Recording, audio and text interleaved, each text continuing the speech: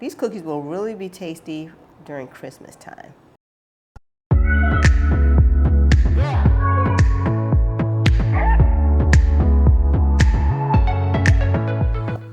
So I want to come in right now to let you know, when we first shot this video, it was originally to make our peanut butter oatmeal cookies, which taste amazing. However, I had an overwhelming response from people saying it tastes like a Butterfinger or Butterfinger cookie. So at the end of this video, I'm going to show you guys how I transform the regular cookie that we initiated into a Butterfinger cookie, okay? So keep watching to the end.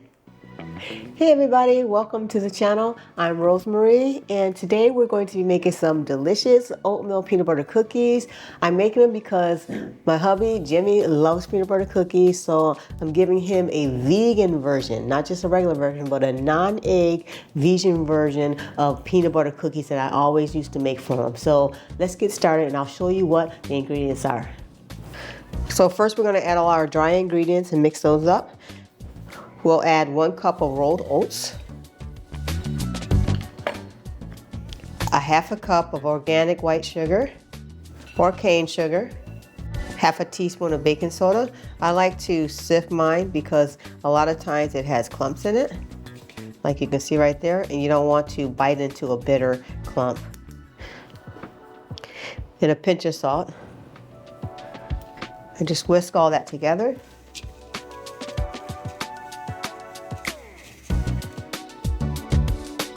A 1/4 cup of melted coconut oil,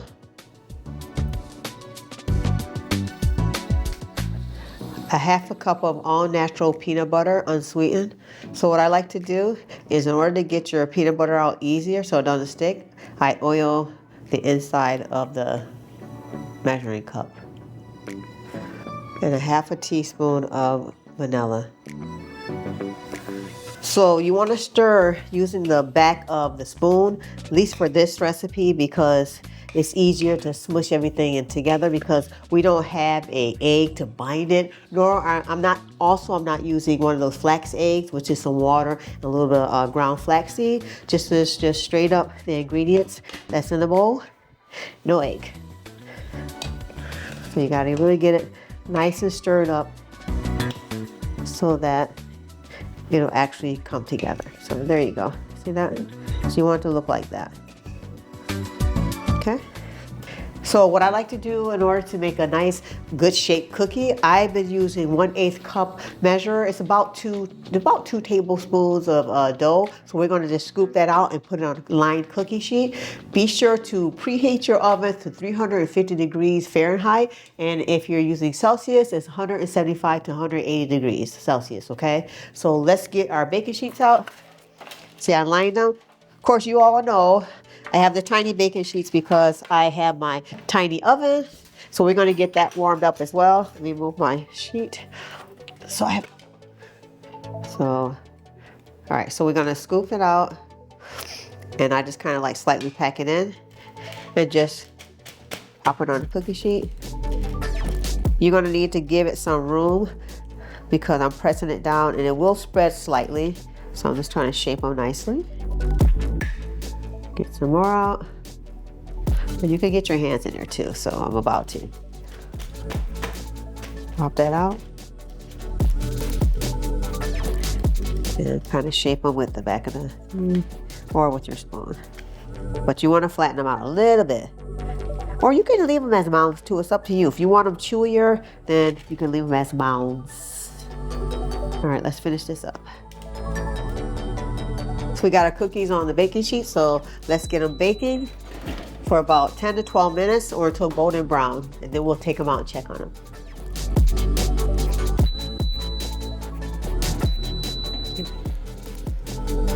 Look good.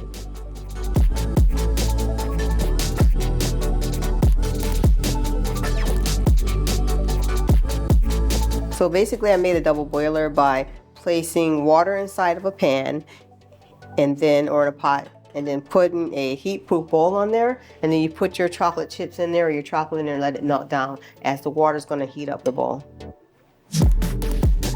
I added a little bit of coconut oil to the chocolate chips to make it easier to stir, and it also will make your chocolate shiny.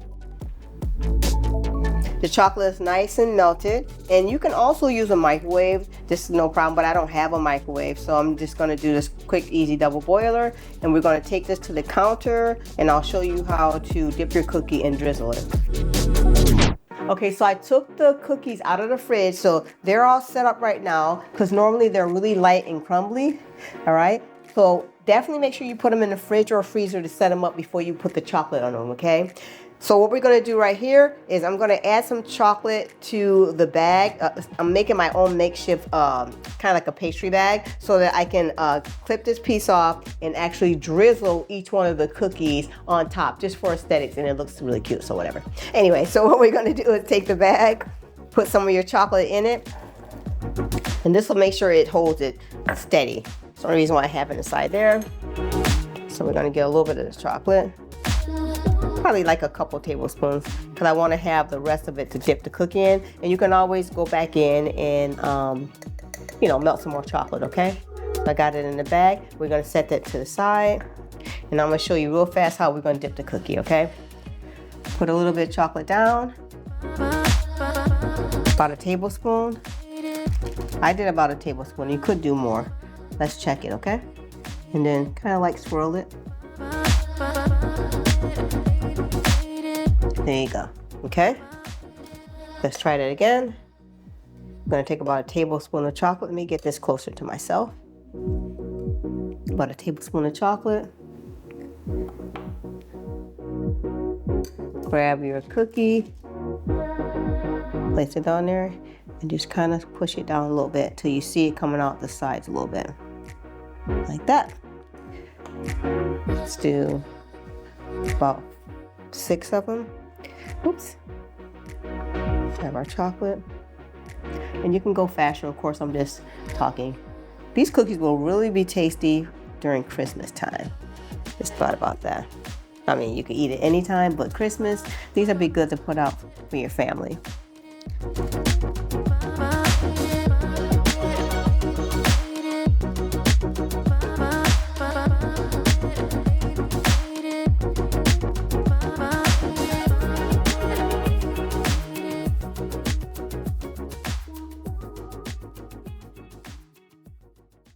All right, so now we're gonna pop those in the refrigerator, let them harden up, let the chocolate get nice and hard, and then we'll check on them. In order for you to get an easier transition into the fridge, you can put it on a small cookie sheet or a cookie tray and then put it in the fridge, okay? I just have a big chopping board right now, okay? So let's get them in the fridge. All right, so our cookies are out of the freezer. I put them in the freezer to set up faster, because like I said before, these cookies can get crumbly. So when you do make the regular peanut butter ones, you could just keep them stored in the refrigerator in an airtight container, and even when you do the chocolate ones as well. But when you store the chocolate ones, make sure you put a layer of parchment paper or something between it so they don't stick together, okay? So Jimmy's here right now, my hubby, and he's going to try out one of these cookies because actually this was his idea to make it into a Butterfinger cookie. Here's your napkin. You can pick which one you want. I'll try a little bit of one too. I'm not a big chocolate person, so that's just me, but go ahead, you go for it. You try one. All right, let's try it. I think what's cool right now, these kind of remind me of the, I can't remember what brand that is that makes the cookies where they have the chocolate. It's more of a shortbread cookie. Oh, with the hole in the middle? Yes. Keebler. Keebler. Keebler shortbread cookies, yeah. So that's what it looks like too, guys, see? And the bottom, since we put that chocolate on the parchment paper and push the cookie on, nice and even. So you can do it even more even, you know, just some of the chocolate seeped over, but hey, let's see what it tastes like. All right, let's try it.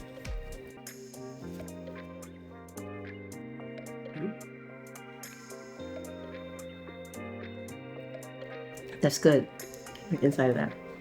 You can even shape these into bars or something. Yeah. That would be pretty cool. This is for sure like a, what do you call it? A Butterfinger. That's why I said when we tried it the first time when it was just peanut butter cookies. Mm-hmm. So it's really good. And I was like, damn, that peanut butter cookie tastes like a Butterfinger bar. And it has that same, like it has that almost peanut buttery crunch because of the oatmeal in there. Mm-hmm. And a little bit of the sugar granules, I guess, because we don't use any like eggs or anything like eggs or something like that to like soften it up more. But so it gives it that crumbly feel to the mouth. So it's really good. Mm-hmm. Yeah. But the the way that it crumbles and it breaks, just like, you know, kind of like how the Butterfinger has that crisp crumble thing. Definitely. These do that, and they have the same flavor profile. One thing I would say, I would use milk chocolate chips, okay, guys? These are semi-chocolate because I have the chocolate chips that I was making the chocolate chip cookies with. But milk chocolate chips or milk chocolate in general will be perfect with this. Like, it'll take it to a whole nother level, huh? But you know, if you're a dark chocolate person, This is true. I mean, you can't go wrong with either chocolate. Yeah. But This is me. or even, especially if you just go without the chocolate. But it's harder to keep together because this chocolate really holds the cookie together right now. Obviously because it's cooler. Yeah, it's doing a good job. But yeah, like I said, store them in the fridge or in the freezer. Put them in an airtight container. I store them in the fridge and hide them from everybody so no one can see them. I'm just joking. They're very addictive. Yeah, they are. But I gotta stop eating them. All right. So anyway, definitely make this recipe. You want to let one drop go, won't you? Definitely make this recipe. If you do make this recipe, comment below when you do make it. Let me know how it came out, okay, guys?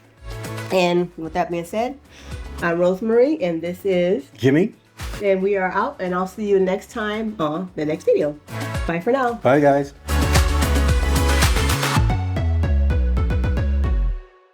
That's tasty.